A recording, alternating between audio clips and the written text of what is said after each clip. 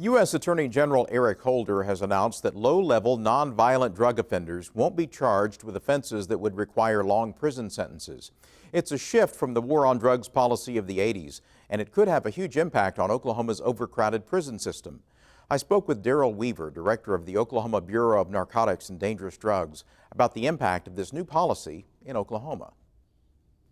Darrell, what kind of change could this bring about in Oklahoma, this policy shift? Well, I think, Dick, right now I can't see a huge change. I know the United States Attorney's Office, we have 3 in Oklahoma.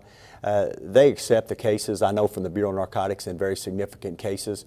I can't see a real significant shift in this. I think the type of violators we encounter are ones that many times need to go to the federal system, and they're high-profile violators. So at the present, I don't think there's going to be an incredible shift with this. Why do you think the Attorney General made this decision?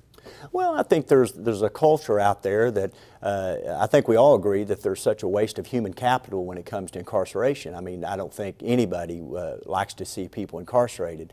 And I think that there's a culture out there to shift and try to figure out ways that we can not do that and make these, allow these folks to be productive in society.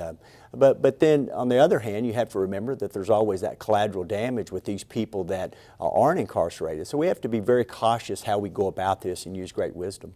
This, of course, is on the federal level. Does it have some effect, though, on what the state might think? Well, I mean, obviously, whenever you see these trends that happen federally or in other states, you have to take notice. And I think the state of Oklahoma is looking at some of these sentencing guidelines and things within the state. But there again, you know, I caution what the end result. I mean, many people are incarcerated for a reason in Oklahoma. So I think we have to be cautious when we deal with this. Do you think this kind of thing could lead to an expansion of drug courts and mental health courts and other kinds of alternative sentencing? Oh, absolutely. I think everybody in Oklahoma realizes that those ones that maybe have been violators just one time or so need that type of chance with drug courts and things, and I think we all support that. And I think it's those multiple violators or those violators that the cooks and the things like that we have to be cautious of and go ahead and incarcerate them and find that jail space for. But I really believe we have to be wise in all the things we do and take individually, each person individually, and make those decisions within our system.